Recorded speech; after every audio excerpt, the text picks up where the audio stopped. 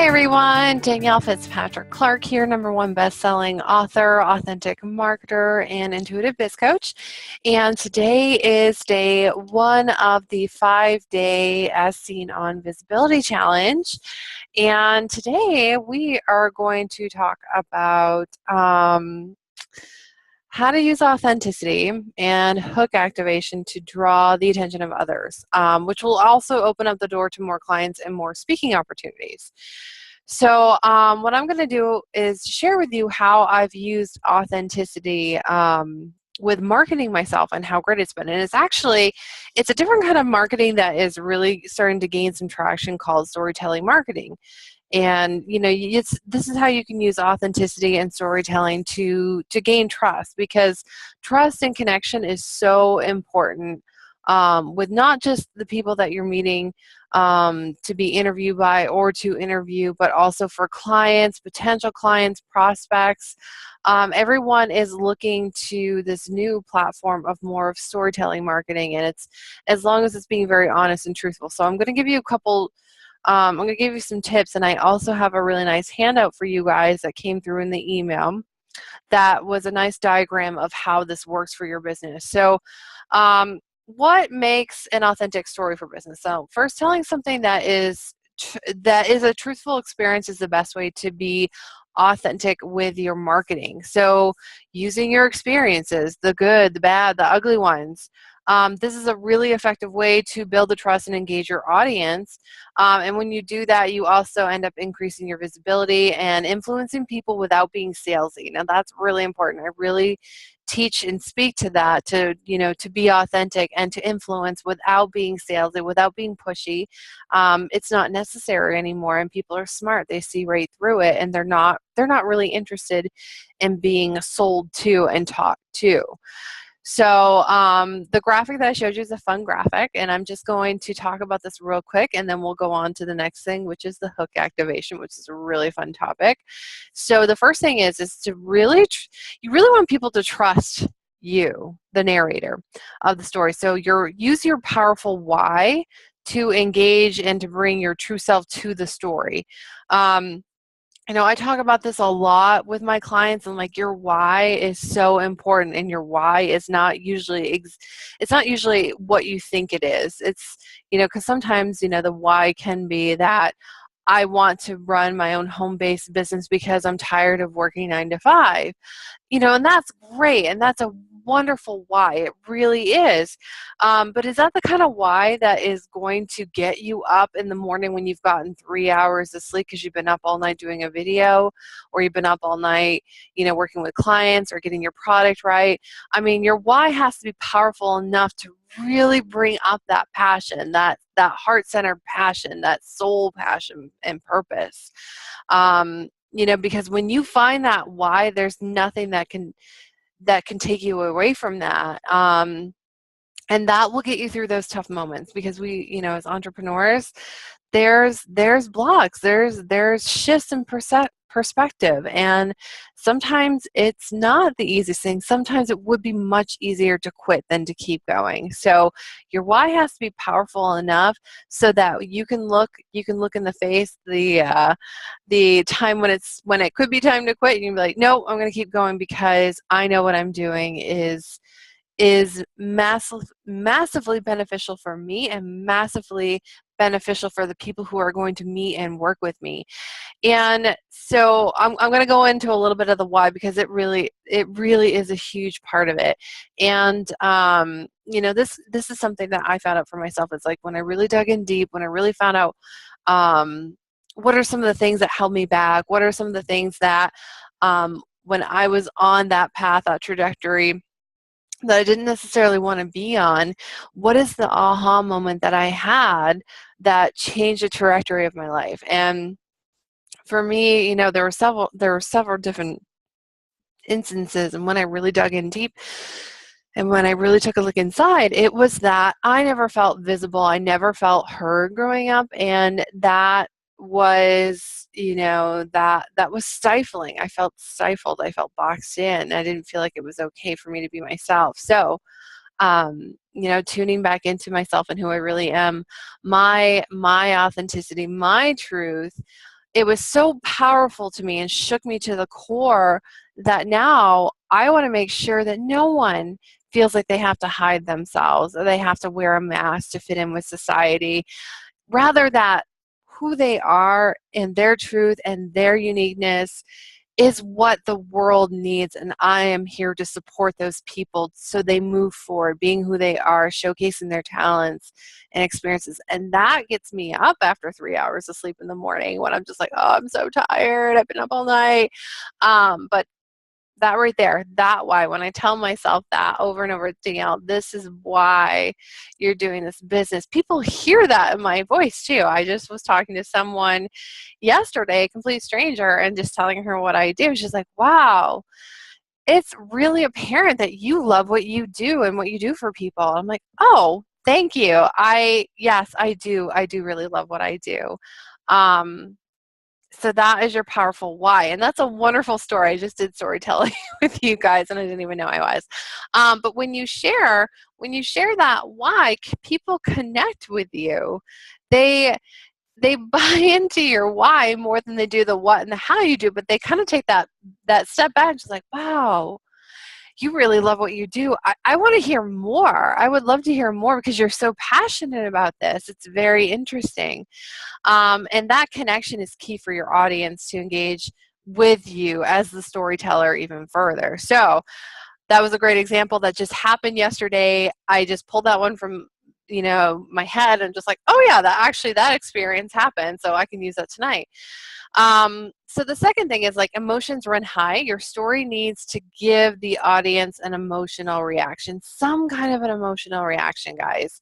And words are powerful. I mean, don't get me wrong, I love video. I think video is really great for connection and wonderful when people can see you and see your expressions, see your hand movements too, and what you're doing. I mean, it really does add some personality for sure, but there is power behind words and what you say and the feelings that it elicits, not just for you, but for your subscribers. So when you're telling a story, you do want to bring forth either their emotions or their empathetic emotions, like they feel for you. You said something that made them feel for you, or you triggered something in them that now they feel this. So that's really important in storytelling too. And this is a great way to bring the development of the overall story as you're going through with your marketing. So the third thing is to make it relatable. People open your emails, they look at your blogs, they view your social media posts for a reason. They relate to you in some way at the beginning. So if you make your stories relatable, or in other words, made for your ideal clients, then you're going to have people follow the story more throughout the entire email or the entire blog post or the entire ad, wherever you're putting out content. For example, and I use this in the PDF, is that if you're selling baby products to moms, then you wouldn't want to base your story on someone who's retiring and this is retirement investments for them. That wouldn't really be relatable to your ideal client and to the people who are opening the emails. So, and number 4 is to keep it simple. If you use overcomplicated wording or you create 2 different storylines within one story, then your message gets lost and you also lose your audience, which is the downside of it. So take out everything that doesn't directly correlate to your narrative. And I do this all the time. Sometimes I go on and on and on and on and on with my emails, and I take a second look. I'm like, well, do I really need this point in there? I'm like, oh, that's a really good point. But you know what? That doesn't really go with the story. I'm just going to cut this out and put it onto another Word document, and I'll come back to that and make its own story later. So I'm not telling you to stop writing your story. Of course, keep writing out. Use those intuitive bursts, those downloads, whatever you call them. Get everything on the page and then go back during the editing process and take a look at what correlates with the storyline, the beginning storyline, and what does not. If you've got a second story in there, a second storyline, just cut that out, put it into another Word document. That can be another email, that can be another blog post. There's a use for it. You wouldn't have put it in there if it wasn't so. And isn't that perfect? You've got one clear-cut storyline, so much clarity, really in your power. You're I'm sorry, your point across. And then you have another one. You have another one that you can use already done. So it's a win-win, really it is. And you're also engaging and keeping your ideal clients involved with this particular story. So the fifth one is, and this one I'll be very transparent, and sometimes I tell the moral of the story. So what I'm telling you guys right here is, like, for really good storytelling marketing, don't tell the moral of the story. Don't come right out and tell people what they should have learned. I mean, that's like the worst word you can use. Like, you should have learned this during the story. Instead, your audience can relate and use their perspectives better than you can. They really can. So they can, I mean, it's beautiful. It's a beautiful thing. You can be telling a story in your marketing, in a blog, in a email, and your perspective could be different than the person that reads it. It could be similar but a different perspective, or even better, they relate to it and their own story comes up and their own feelings, and then they get the moral of their story and they're like, oh, you know what? I learned something really similar and this is what I took from it, and I can take this and go move forward with my business, or I can take this and buy this product. So yes, the moral of the story, hint, hint, hint, what do you think? So yes, you can let people figure things out for themselves. You're there to inspire. You're there to tell a story. You're there to be relatable, and you're there to keep it simple and clear for them. So that's what you can do. Okay, so that is storytelling marketing, and yes, it does help big time. People relate to you, people trust you, and not only does that get people in the door to buy your products and services because they already love you. If they read your emails, they read your blogs or your social media posts, and they're a fan. Whether or not they say they love it or hate it, they're still a fan because they're still reading it. And it does open the door for other opportunities, visibility opportunities. Just having that blog post that you can send to a radio show host or a podcast host, or if you are even putting stuff out there to local magazines, they want to know what you're about. They want to know if you can actually write too, or if you can actually speak. They want to know if you're good at it. So when you have those examples, when you use storytelling marketing, you're also able to get more visibility the more you get out there. You don't even know who could see it. You could resonate with somebody who sends it to a huge producer for Hollywood and they want to make a movie off of this one story. You just never know. So, and it's also important to make sure you write it and you put it out there. If no one sees it, is it really there? So yeah, that's how you can use storytelling marketing, and then the doors will open huge for you because you've made connections. You've made connections with people. They feel like they know you. They feel like they can relate to you. And the next thing I want to talk about, and the last thing I'm going to talk about today, is what is an activation hook? This is kind of a new topic, and I had been kind of talking about this for a while anyway, but this is actually coming forward in 2017 as something really important to use in marketing, and not just for entrepreneurial marketing, but for big business marketing as well. It's called the activation hook. And so what is an activation hook? So whenever you put something out there for marketing or for advertising, you develop the content with a goal to action. Like, you have a goal in mind whenever you're creating something for your business. Some kind of engagement, you're really trying to make a point, you're trying to get your message across. You want to engage a specific person, and this doesn't have anything to do with misleading. I want to make sure that I'm telling you guys that this doesn't have anything to do with misleading people or misleading your audience, misleading your subscribers. An activation hook is not that. What it is that it is something that you use in email, social media, that goes beyond just the call to action. And I'll define a call to action real quick. A call to action is asking someone to take action in an email, in a video. Now the activation hook is taking it a step further, where you're inspiring them to take an action. You inspire by connection. So there's a lot of different, I know that sounds a little bit different. Like, isn't that the same as a call to action? Well, it's a little bit different because in a call to action, you're asking someone to take an action. With an activation hook, you're inspiring them to take action. And a lot of times people do this by offering, not people, businesses do this by offering people to try out a demo. Like, we have a demo for our product. You can click here to check it out. And that's interactive. That's inspiring people like, ooh, I'm going to take this action. I'm going to check out this demo. I want to see how this works. I'm going to make this work for me. So you're not telling them, oh, go and check out my demo. You're saying, you guys can try out our products and services by simply clicking here and viewing our demo process. So it is inspiring that interaction, that further communication. So that's an example for bigger businesses. Now, here's something that I use all the time. I write a story in my email, and I just said, you guys want to take the next step in your biz? That's great. If you're ready, please click here and schedule time to talk to me. Free 20-minute call.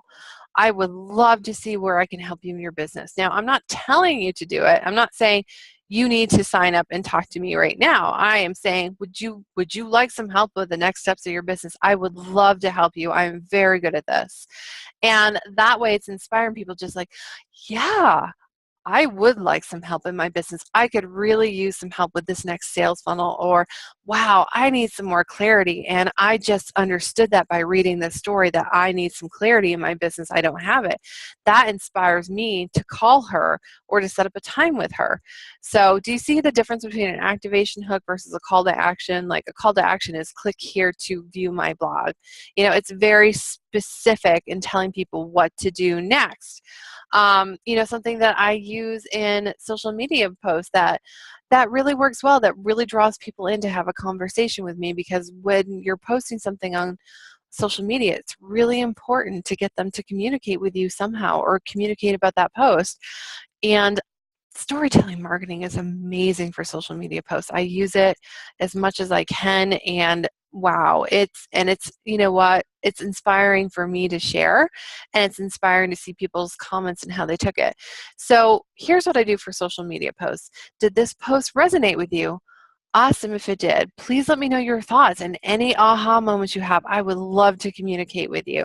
That way, when I share something on social media, and sometimes it tends to be it tends to be very vulnerable. A very vulnerable post where I've gone through something and I'm sharing what I learned. I'm sharing, yeah, I'm not perfect. I'm a student and this happened and this is what I learned. And now I want to turn around and teach you guys, and I want to hear what you're going through. I want to hear what your aha moments are. I want to hear, what this post meant to you. And it's really amazing when you combine the two. When you combine the storytelling marketing, the activation hook, and then the next steps is to continue that communication with whoever reaches out to you and see where they're at, build that trust even further, build that connection even further. And that will lead you to more visibility. That will lead you to more clients. That will lead you to other connections that you never even dreamed were possible for you. And it's just two very simple things: storytelling marketing and activation hook. So that is day one of the As Seen on 5-Day Visibility Challenge. And I want to inspire you guys to take an activation hook.